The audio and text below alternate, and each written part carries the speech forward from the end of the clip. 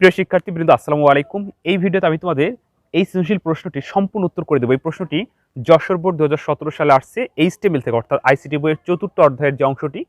তো গত ক্লাসে আমি তোমাদের ওএল এবং এলআই এই দুটি ট্যাগের এইচটিএমএল ক্লাসে আমি তোমাদের এটা হোমওয়ার্ক দিয়েছিলাম, বলছিলাম যে তোমরা নিজেরা বাসায় প্র্যাকটিস করবে, তোমরা না পারলে আমি তোমাদেরকে করে দেবো। তো আমি এখন করে দেবো। তো তোমরা যারা বাসায় করেছো তারা মিলাও, আর যারা বাসায় করো নাই অর্থাৎ একেবারেই নতুন, তোমরা একটু দেখো, সম্পূর্ণ ভিডিওটি দেখো, তাহলে এই এইচটিএমএলটা অবশ্যই করতে পারবে এবং ওএল এবং এলআই এর ব্যবহারের নিয়মটা তোমরা কিন্তু জানতে পারবে। তো প্রিয় শিক্ষার্থীবৃন্দ, দেখো এই প্রশ্নটি যশোর বোর্ড 2017 সালে আসছিল। গতে কি বলছে আমি একটু পড়ে শোনাই। উদ্দীপকটি অর্থাৎ একটা উদ্দীপক আমরা দেখতে পাচ্ছি। উদ্দীপকটি তোমার কলেজের ওয়েবসাইটের হোম পেজ প্রদর্শনের জন্য এইচটিএমএল কোড লেখো। অর্থাৎ এই উদ্দীপকটা তৈরি করার জন্য আমার কি এইচটিএমএল এর কি কোড লাগবে, সেই কোডটি যদি তুমি পরিপূর্ণভাবে সঠিকভাবে লিখতে পারো তাহলে কিন্তু গতে 3-এ 3 পেয়ে যাবে। এটা হচ্ছে গতে বলছে সম্মান বিষয়ের নামের তালিকা নিয়ে, সম্মান বিষয়ের নামের তালিকা অর্থাৎ অনার্স সাবজেক্ট। এখানে আমরা 4টি সাবজেক্টের নাম দেখতে পাচ্ছি। বলছে সম্মান বিষয়ের নামের তালিকা নিয়ে সিরিয়াল নং এবং সাবজেক্ট নেম, সিরিয়াল নং আলাদা এবং সাবজেক্ট নেম, এই দুটি টেবিল হেডিং 2 কলামে একটি বর্ডার সহ টেবিল তৈরির এইচটিএমএল কোড লেখো। অর্থাৎ গতে বলছে যেভাবে আছে ওইভাবে তৈরি করতে যেই এইচটিএমএল কোডগুলো প্রয়োজন সেগুলো লিখলে তুমি 3-এ 3 পাবে। আর ঘতে বলছে ওইভাবে না, পরিবর্তন করে। কিভাবে? এখানে প্রশ্নতে বলে দিচ্ছে যে 2 কলামের একটা বর্ডার তৈরি করতে হবে।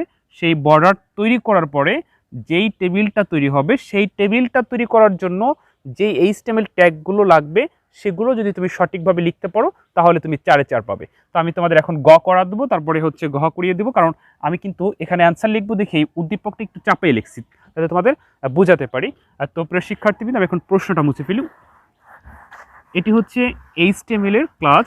তোমরা যারা নতুন এসেছো তোমরা একটু পার্ট 1 থেকে শুরু করবে দেখা, তাহলে এইচটিএমএল এ তোমাদের মানে কোনো সমস্যা থাকবে না। আর যারা বিগত ক্লাসগুলো দেখেছো তারা এটা দেখো। তো প্রথমে আমরা এর উত্তর করব, অর্থাৎ লিখে উত্তর লিখব। উত্তর লিখব উদ্দীপকটির এইচটিএমএল কোড লেখা হলো। এখন এই উদ্দীপকটার এইচটিএমএল কোড আমরা লিখব। আমরা জানি যে কোনো এইচটিএমএল এ প্রথমে বেসিক ট্যাগ লিখতে হবে, অর্থাৎ শুরুর ট্যাগের ভিতরে এইচটিএমএল, আমরা যে বেসিক ট্যাগগুলো সেগুলো লিখব। তারপর হচ্ছে এইচটিএমএল এর পর হচ্ছে হেডের পর হচ্ছে টাইটেল আমরা এটাকে যে কোনো একটা নামে সেভ করতে পারি। আমরা ধরো দিলাম হচ্ছে টাইটেলটা যে সাবজেক্ট নেম। এটা যেহেতু আমাদের বলে নাই, তুমি যে কোনো নামে সেভ করতে পারো। সাবজেক্ট নেমে আমরা সেভ করলাম, টাইটেল শেষ। এরপর হচ্ছে টাইটেল শেষ হওয়ার সাথে সাথে হেড শেষ হওয়ার পরেই বডি শুরু। বডি লেখার পরে আমরা উদ্দীপকটা তাকাবো, অর্থাৎ উদ্দীপকটা আমরা দেখতে পাচ্ছি যে ওই পাশে উদ্দীপকটি আছে। তখন এই উদ্দীপকটি লেখার জন্য আমাদের কি এইচটিএমএল ট্যাগ লাগবে সেগুলো আমরা ব্যবহার করব। তোমরা একটু বোর্ডে লক্ষ্য করো, তোমাদের কাছে যদি প্রশ্নটি থাকে তোমরা তাও দেখতে পারো যে XYZ college Dhaka available honours সাবজেক্টের চাইতে কিন্তু একটু বড়, অনেক বেশি বড় না। তো একটু বড় থাকার কারণে আমরা এখানে উপরেরটা H2 বা H1 ব্যবহার করব, নিচেরটা H3 ব্যবহার করব, তাহলে একটু আপ ডাউন দেখাবে। আর তোমরা যদি উপরেরটা লেখার সময় H1 এবং নিচেরটা যদি H6 ব্যবহার করো তাহলে অনেক ছোট বড় দেখাবে, কারণ আমরা জানি যে সবচেয়ে বড় ট্যাগ হচ্ছে H1 আর সবচেয়ে ছোট ট্যাগ হচ্ছে H6। তো অতটা ছোট বড় না, মানে অতটা পার্থক্য না, এটা জাস্ট তুমি আন্দাজ করে লিখবে, এটা সমস্যা নাই। তাহলে আমরা এখানে XYZ কলেজ ঢাকা এটা আমরা ব্যবহার করি H1 লিখে লিখব XYZ কলেজ ঢাকা। H1 আমরা শেষ করব, অর্থাৎ শেষ প্রতীকের মধ্যে আমরা H1 লিখব। এরপর আমরা H2 বা 3 দিয়ে অ্যাভেলেবল অনার্স সাবজেক্টটা লিখব। H3 দিয়ে আমরা নিচের লাইনটি লিখব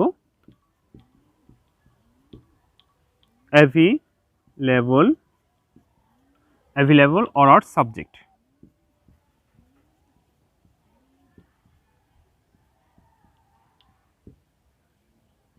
অ্যাভেলেবল অনার্স সাবজেক্ট লিখে আমরা H3 শেষ করব। এরপর আমরা দেখতে পাচ্ছি বাংলা, ইংলিশ, ম্যাথামেটিক্স, অ্যাকাউন্টিং, এটা লিস্ট আকারে আছে এখন যে মেন কাজটা। তো এই লিস্ট আকারে থাকার কারণে আমাদের ওএল যে ট্যাগটি সেটি ব্যবহার করতে হবে। তো আমরা এখানে লিখব ওএল টাইপ সমান সমান ডাবল ইনভার্টেড কমা, এই ডাবল ইনভার্টেড কমার মধ্যে এখানে এই তালিকাটা কি আকারে আছে, ইংরেজি শতকরায় দেওয়া আছে। তাহলে ইংরেজি শতকরার প্রথম যে সংখ্যা সেটি হচ্ছে 1, আমরা এখানে 1 লিখব। দেখো আমি তোমাদের একটু বলে রাখি, ওএল টাইপ এখানে যদি আমরা এ দিতাম তাহলে এটা ABCD সিরিয়াল আকারে নিয়ে নিত। তুমি যদি এখানে রোমান সংখ্যা ব্যবহার করো এটা কিন্তু রোমান সংখ্যার সিরিয়ালে নিয়ে নেবে, অর্থাৎ তুমি যদি বাংলা শতকরা 1 ব্যবহার করো তাহলে 1 2 3 4 নিয়ে নিবে। তুমি যদি এটাকে ক দাও, উদাহরণস্বরূপ বলি, মানে ক লেখো, তাহলে ক খ গ ঘ সিরিয়ালে নিয়ে নিবে। অর্থাৎ ওয়েল হচ্ছিল কমান্ড। আমরা এই তালিকাটা কিভাবে তৈরি করব, তো আমরা এখানে দেখতেছি ইংরেজি শতকরা আছে, আমরা ইংরেজি 1 লিখব, আমাদের কখনো 2 লেখা লাগবে না, 3 লেখা লাগবে না, অটোমেটিকলি কম্পিউটার নিয়ে নিবে। তো ওয়েল টাইপ সমান সমান ডাবল ইনভার্টেড কমা আমরা দিয়ে এখানে যেইভাবে তালিকাটা দেওয়া আছে তার প্রথম সংখ্যাটা আমরা লিখলাম। আর একটা কথা মনে রেখো, সেটা হচ্ছে এই ট্যাগ কিন্তু সবসময় ছোট হাতের বর্ণের হয়ে থাকবে। তাহলে ওএল শুরু হয়ে গেল, এখন আমরা এলআই লিখব, এলআই দিয়ে সাজাবো, যেমন আছে বাংলা, বাংলা লিখে আমরা এলআই শেষ করব। এলআই শেষ করে আবার আমরা এলআই দিব, অর্থাৎ লিস্ট আইটেম দিয়ে দ্বিতীয়টা কি ইংলিশ, আমাদের কিন্তু 2 আর লেখা লাগবে না, অটোমেটিকলি কম্পিউটার নিয়ে নেবে। ইংলিশ এলআই শেষ, আবার এলআই দিয়ে পরেরটা লিখব ম্যাথামেটিক্স, এলআই শুরু ম্যাথামেটিক্স লিখে আমরা এলআই শেষ করব। তারপর দেখতে পাচ্ছি অ্যাকাউন্টিং, আমরা এলআই শুরু করব, তারপর লিখব অ্যাকাউন্টিং, এলআই শেষ করব। তো এলআই শেষ করার পর এখন দেখো এখানে আর কোনো সিরিয়াল নাই, তাহলে এই যে ওএল শুরু হয়েছিল এখন আমরা ওএল শেষ করব, ওএল শেষ করে দিলাম। তো ওএল শেষ করার পরে তোমরা একটু ভোরে লক্ষ্য করো, আমরা বডি শুরু করেছিলাম, বডি কিন্তু শেষ করি নেই, এখন আমরা বডি শেষ করব, বডির পরে এইচটিএমএল শেষ করব, আমাদের অঙ্ক হয়ে যাবে। অর্থাৎ আমি এখানে শেষ করব হচ্ছে বডি, শেষ প্রতীকের মধ্যে বডি লিখব, বডির পরে এইচটিএমএল শেষ করে দিব।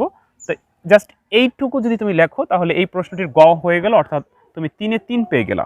আমি তোমাদের এখন ঘ করিয়ে দিব, যে ঘটি কি বলছিল, ঘটি বলছিল উদ্দীপকটা, এই যে তোমরা উদ্দীপকটি দেখতে পাচ্ছ, 2 কলামের একটি বর্ডার নিয়ে, অর্থাৎ সিরিয়াল নং এবং সাবজেক্ট নেম 2 কলামের একটি বর্ডার নিয়ে টেবিল তৈরি করে সেই টেবিলের এইচটিএমএল লিখতে হবে, তো তাহলে কিন্তু তুমি 4-এ 4 পাবে।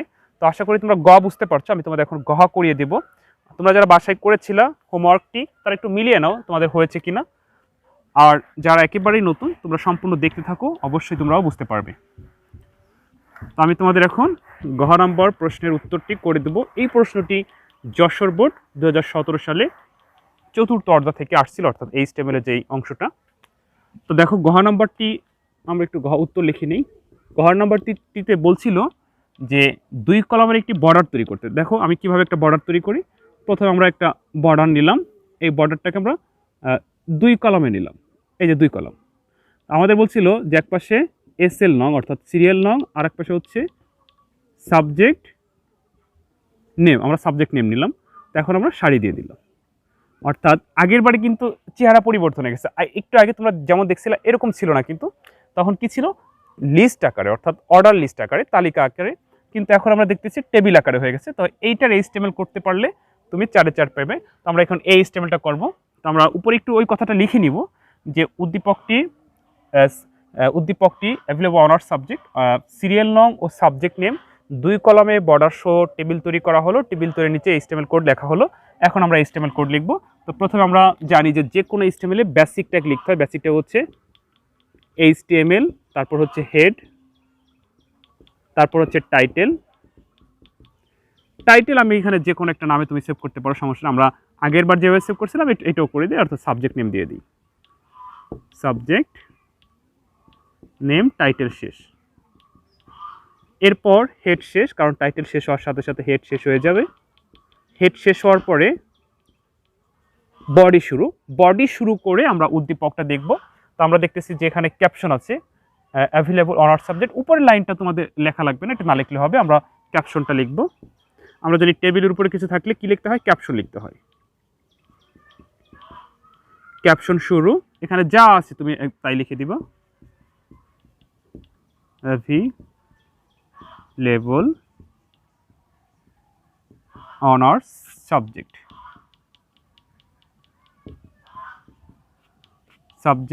তারপর ক্যাপশন শেষ করে দিব। ক্যাপশন শেষ। এখন আমরা টেবিলে হাত দিব, তো আমাদের এখন একটা টেবিল বর্ডার প্রয়োজন। আমরা এখানে টেবিল বর্ডার শুরু করব। টেবিল বর্ডার সমান সমান ডাবল ইনভার্টেড কমার ভিতরে অন দিতে পারো, টুও দিতে পারো, সমস্যা নাই। আমরা টেবিল বর্ডার শুরু করলাম। তো এখন এই টেবিলের ভিতরে সারি তৈরি করা প্রয়োজন। তো সারির জন্য হলেও টিআর লাগবে। তো টিআর লিখে আমরা এসএল নং অর্থাৎ সিরিয়াল নং এবং সাবজেক্ট নেম, এটা হচ্ছে হেডিং আকারে আছে। তো হেডিং আকারে থাকার কারণে টিএইচ প্রয়োজন। টিএইচ সিরিয়াল নং আমি সংক্ষেপে লিখলাম এসএল নং, টিএইচ শেষ। এরপর হচ্ছে সাবজেক্ট নেম টিএইচ, আমি সংক্ষেপে লিখি যেহেতু জায়গার দরকার, সাবজেক্ট নেম, তারপর টিএইচ শেষ। তো প্রথম সারি আমাদের হয়ে গেল। তো প্রথম সারি হয়ে যাওয়ার কারণে আমরা টিআর শেষ করব, আবার টিআর শুরু করব। টিআর শুরু করে এখন আমরা দেখতেছি যে কীভাবে সাজানো হচ্ছে। একে বাংলা, এটা একটা তথ্য, তথ্য লেখার জন্য হচ্ছে টিডি প্রয়োজন, সরি টিডি 01, টিডি শেষ। এরপর আবার টিডি বাংলা, টিডি শেষ।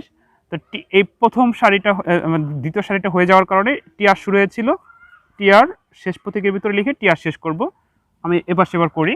তো আমাদের 2 ঘর পর্যন্ত হয়ে গেল। আবার টিআর প্রয়োজন, আবার এবার এই 3 নাম্বার সারি করব। তো আবার হচ্ছে টিডি শুরু করতে হবে 02। 3 নম্বরে আমরা দেখতেছি যে ইংলিশ আছে, অর্থাৎ টিডি আগে শেষ করে নিব। টিডি শুরু ইংলিশ, টিডি শেষ। তো এই ঘরটা যখন হয়ে গেল, আবার টিআর শুরু হয়েছিল, টিআর শেষ, আবার টিআর আমরা শুরু করব। তো এরপরে 4 নম্বর লাইনে দেখতেছি 3 নম্বর আছে ম্যাথামেটিক্স, অর্থাৎ আবার টিডি শুরু, টিডি শেষ, টিডি শুরু। এখানে যা আছে তাই লিখব, ম্যাথ লিখে রাখলাম, সংক্ষেপে লিখলাম, বুঝে নিও। টিডি শেষ। ধরো এই ঘর শেষ হয়ে গেলো, পরের ঘরে আবার যাব। তো পরের ঘরে যাওয়ার কারণে এই টিআর শুরু হয়েছিল, টিআর শেষ করতে হবে, আবার টিআর শুরু। এখন 4-এ দেখতেছি টিডি 4, টিডি শেষ, টিডি অ্যাকাউন্টিং, সংক্ষেপে লিখে দিই, তোমরা বিস্তারিত লিখবা। অ্যাকাউন্টিং শেষ। তো এই ঘর শুরু হয়েছিল, এখানে আবার টিআর শেষ। এখন আমরা দেখো যে সম্পূর্ণ টেবিলের কাজ হয়ে গেল। তো এখন আমরা এই টেবিল শেষ করব। শেষ প্রতীকের মধ্যে টেবিল লিখব। টেবিল শেষ হওয়ার সাথে সাথে বডি শেষ হবে। আমরা শেষ প্রতীকের মধ্যে বডি লিখব। বডি শেষ করার সাথে সাথে এইচটিএমএল শেষ হবে। আমরা এখন শেষ প্রতীকের মধ্যে এইচটিএমএল লিখব, এইচটিএমএল লিখব। ঠিক এইটুকু যদি তুমি লিখতে পারো, অর্থাৎ এই এইচটিএমএলটা আমাদের এই চ্যানেলের পার্ট 2-3-এ এটা টেবিল দিয়ে এইচটিএমএল শিখিয়েছিলাম তোমাদের, তো অবশ্যই তোমরা পারো। আর তো প্রিয় শিক্ষার্থীবৃন্দু, জাস্ট এভাবে একটা এইচটিএমএল তৈরি করতে পারলে তুমি কিন্তু 4-এ 4 পাবে। অর্থাৎ এই প্রশ্নটি ক খ আমি বলি না, কারণ এটা হচ্ছে থিওরি টাইপের, এটা তোমার জাস্ট পড়ে বুঝতে হবে। তো গ ঘ আমি তোমাদেরকে বুঝিয়ে বললাম, তোমাদের এটা বাসার কাজ ছিল। তো তোমরা যারা বাসায় করছো, মিলাইছো, আশা করি তোমাদের হয়েছে। তো প্রিয় শিক্ষার্থীবৃন্দু, এরপরে যদি বুঝতে কোনো সমস্যা অবশ্যই কমেন্ট করে জানিও, আমি যথাসাধ্য চেষ্টা করবো তোমাদেরকে বোঝানোর জন্য। তো প্রিয় শিক্ষার্থীবৃন্দু, ভালো থেকো। অন্য কোনো দিন অন্য কোনো ভিডিওতে আবার দেখা হবে। আসসালামু আলাইকুম।